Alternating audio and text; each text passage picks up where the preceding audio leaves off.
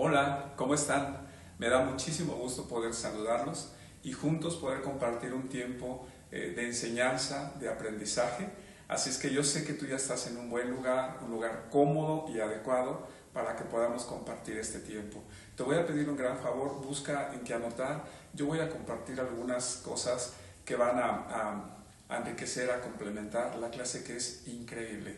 Así es que oramos, Señor, en este momento, pidiendo la gracia, la presencia de tu Espíritu Santo en medio de esta enseñanza.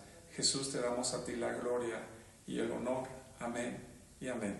Pues bien, la clase que vamos a compartir es el principio maestro del maestro. Es decir, que hay un principio maestro que tenía nuestro Señor Jesucristo y vamos a desarrollarla. Pues desde el título ya tenemos una gran enseñanza. Quiero que lo noten. Dice aquí el título, el principio maestro del maestro. Ya sabemos que se refiere a un principio rector, un principio que Jesús utilizaba como la luz que iba a alumbrarlo a lo largo de su camino, no solamente en su vida personal, sino sobre todo en su vida ministerial. Todos sabemos que el ministerio de Jesús tiene que ver con reconciliarnos con el corazón del Padre. Así es que Él vino, se hizo hombre y fue a la cruz para podernos reconciliar. Y en ese ínter, Él desarrolló el principio maestro. ¿Cuál es ese principio maestro? ¿Cuál es ese principio rector? Quiero que busques aquí en la pantalla, que te refieras a la pantalla y lee conmigo. Ese principio es el servicio. Lo repito, ese principio es el servicio. Ahora, una pregunta más. ¿Tú piensas que Jesús solamente servía a los que lo merecían? Y obviamente la respuesta es no. Yo no merecía que Jesús fuera a la cruz por mí. Yo no merecía el perdón, no merecía la salvación. Yo no merecía que el que creó los cielos y la tierra me sirviera a mí, dando su vida para que yo fuera reconciliado con el corazón del Padre. Y creo que tampoco tú lo merecías, así como no lo merece nadie. Así es que no vamos a dejar de lado eso. Hicimos algo precioso, que fue aceptar el sacrificio de Jesús, el servicio que Jesús vino a hacer por nosotros, y eso nos ha dado la vida eterna y la salvación. El propósito, el objetivo de esta clase entonces es, número 1, comprender, y número 2, aplicar. Una vez que hemos comprendido, aplicar, vivir en nuestra vida diaria, vivir en nuestro ministerio ese principio rector que se llama el servicio, servir a todos. Nuestro liderazgo se debe de caracterizar porque podemos renunciar a los privilegios, a los halagos, al reconocimiento que incluso pudiéramos merecer. Yo sé que a ti seguramente alguna vez se ha acercado a alguien para decirte qué increíble estuvo tu clase, qué increíble trabajo haces para la iglesia, qué increíble eres cuando tú ministras a alguien, qué increíble corazón tienes. Y está muy bien que lo digan. Eso anima, alimenta nuestro corazón. Pero escucha este consejo. Nunca te quedes con la honra que le pertenece a Jesús. Cada vez que alguien reconozca lo que hiciste, lleva ese reconocimiento, esa alabanza hacia Jesús, porque a Él es al que le pertenece. Solamente así podremos convertirnos en humildes servidores de Jesús, siempre a través de servirles a los demás. La segunda carta a los Corintios, en su capítulo 3, versículo 6, voy a utilizar la Reina Valera. Dice así: el cual asimismo nos hizo ministros competentes de un nuevo pacto. Este versículo me deja claro que ustedes y yo, todos fuimos hechos ministros competentes en el nuevo pacto. ¿Cuál es la definición de ministro? ¿Qué es alguien que ministra? ¿Quién es alguien que tiene un ministerio? Y yo quiero advertirte que hay dos definiciones. Una estrictamente secular, que la voy a compartir en este momento, y una que tiene que ver con lo que la Biblia nos enseña sobre el tema. Desde el punto de vista secular, un ministro es aquella persona que dirige algún departamento, algún ministro, tiene un puesto de administración en el Estado. Es un funcionario que integra el gabinete.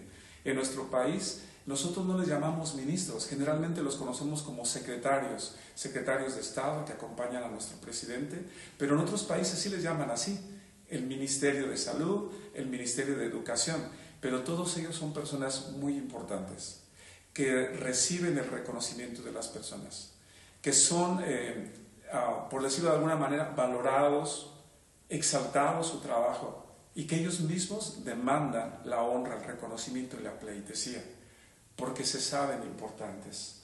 Sin embargo, en el reino de Dios, la Biblia nos enseña que la palabra ministro y ministrar tienen otra connotación.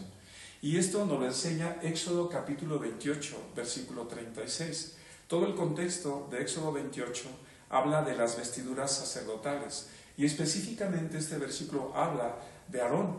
Entonces dice lo siguiente: y estará refiriéndose al manto que se ponían los sacerdotes para ministrar en el lugar santísimo, y estará sobre Aarón cuando ministre. El manto estará sobre Aarón cuando ministre. Y aquí aparece la palabra ministro o ministrar.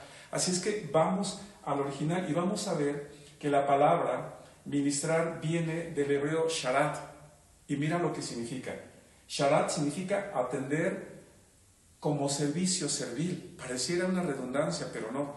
No solamente es servir, sino hacerlo desde la posición más humilde, como un esclavo literalmente. Y la palabra ministrar también tiene que ver con adoración.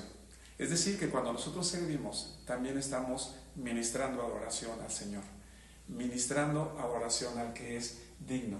Un ministro, entonces, es un sirviente, absolutamente un sirviente. La segunda carta a los Corintios, en el capítulo 4, versículo 5, nos enseña también algo increíble.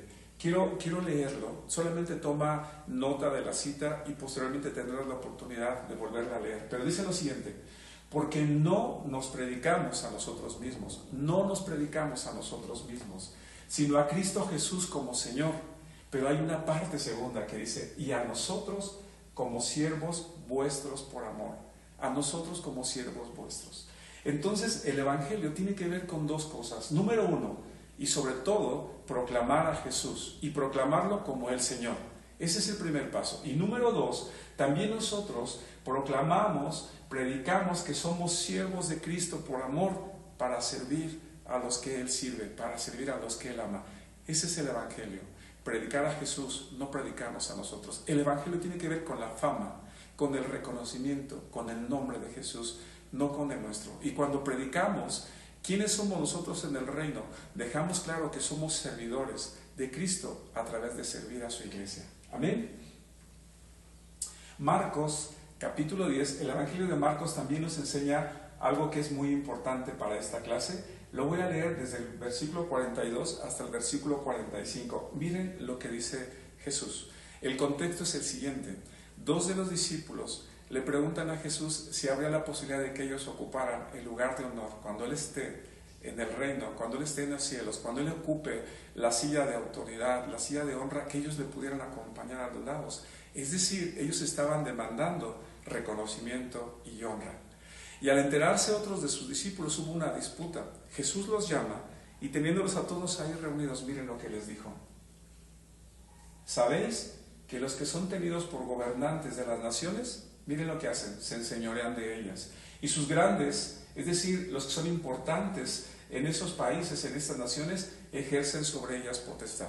Es decir, lo que está diciendo es: los que son gobernantes, las personas importantes, siempre van a buscar ser señores, recibir pleitesía, recibir reconocimiento, recibir honra, y todo esto ocurre en la cuestión secular.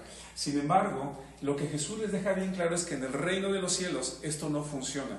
En el reino de los cielos esto no debe de funcionar así. Miren lo que dice el versículo 43. Pero no será así, no será así entre vosotros, les dice, no será así en la iglesia, sino que el que quiere hacerse grande entre vosotros será vuestro servidor, y el que de vosotros quiera ser el primero será siervo de todos. Y aquí hay una enseñanza increíble.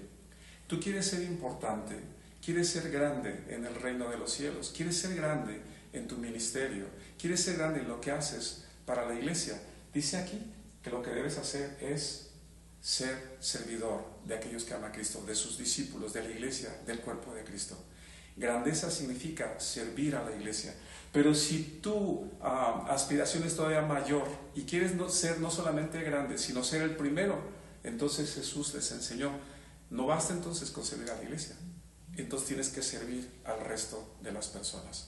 No solamente a la iglesia, que es fácil servir, sino a aquellos también que quizás te ofenden, que quizás te aborrecen, que quizás te señalan. A todos ellos tienes que servir, porque eso es lo que hizo Jesús. El Hijo del Hombre, Jesús no vino para ser servido, termina diciéndoles, sino para servir, y servir de una manera increíble.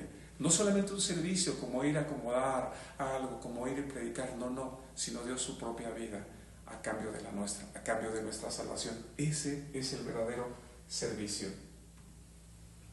Y quiero terminar diciéndote lo siguiente.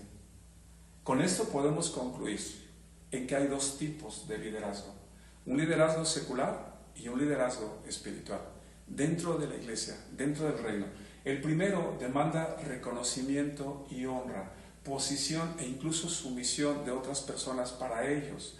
El segundo es el liderazgo espiritual, en donde el líder demanda todo eso que yo te dije: honra, reconocimiento, posición y sumisión, pero no para él, sino para Jesús.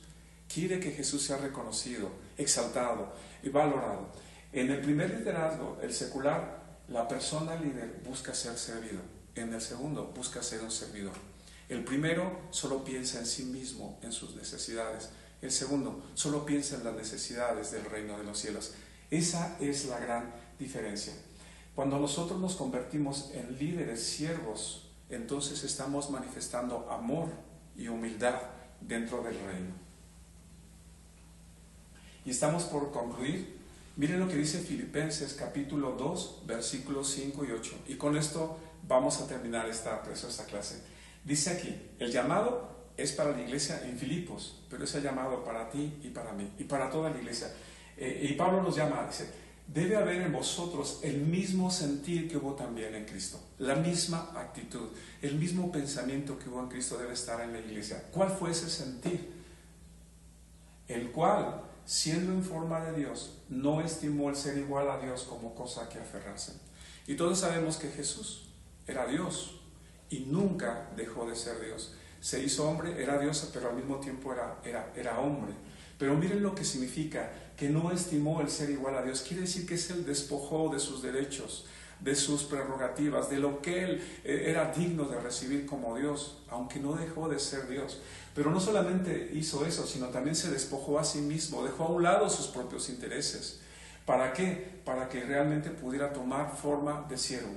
Si las personas que estamos en el reino no dejamos a un lado nuestros propios derechos, si no renunciamos a nuestras vidas personales, a nuestros propios intereses, no podremos ser realmente siervos como Jesús enseña. Y termina diciendo el versículo 8, y estando en la condición de hombre, se humilló. Subrayo, se humilló. Y haciéndose obediente hasta la muerte, y muerte de cruz. Esa es la otra parte que necesita un siervo.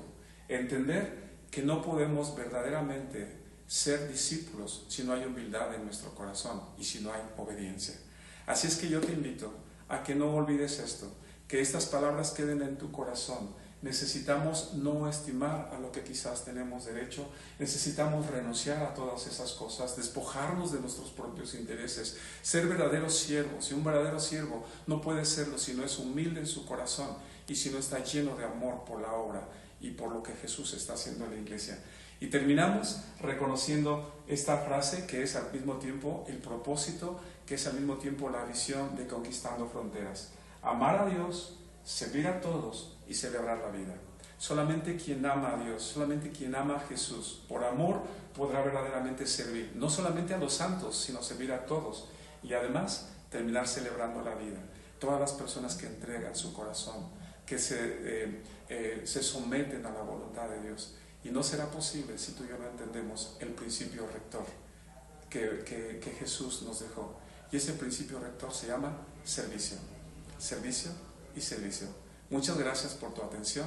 Que Dios te bendiga. Hasta pronto.